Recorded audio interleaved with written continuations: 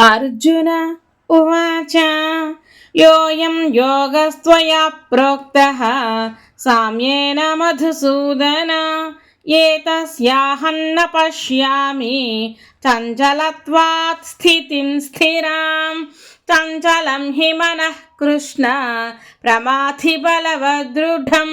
तस्याहं निग्रहं मन्ये वायोरिव सुदुष्करम्। श्रीभगवानुवाच असंशयं महाबाहो मनो दुर्निग्रहं चलम् अभ्यासेन तु कौन्तेय वैराग्येन च गृह्यते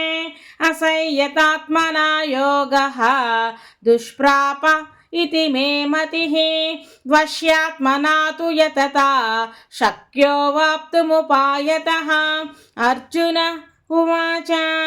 अयति श्रद्धयोपेतः योगाच्चलितमानसः अप्राप्य योगसंसिद्धिं कां गतिं कृष्ण गच्छति कच्चिन्नो भयविभ्रष्टः छिन्नाभ्रमिव नश्यति अप्रतिष्ठो महाबाहो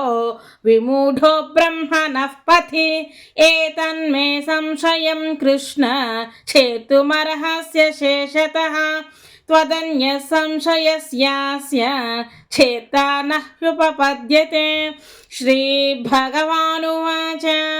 पार्थ नैवेह नामुत्र विनाशस्तस्य विद्यते न हि कल्याणकृत् कश्चित् दुर्गतिं तात गच्छति प्राप्य पुण्यकृतान् लोकान् उषित्वा शाश्वती समाः शुचीनां श्रीमतां गेहे योगभ्रष्टोऽभिजायते अथवा योगिनामेव कुले भवति धीमताम् एतद्धि दुर्लभतरं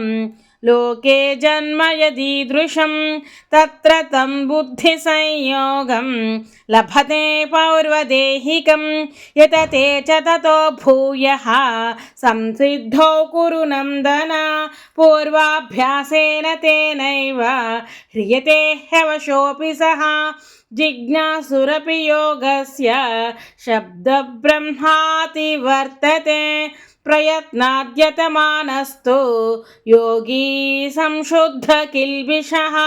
अनेकजन्म संसिद्धः ततो याति परां गतिम्।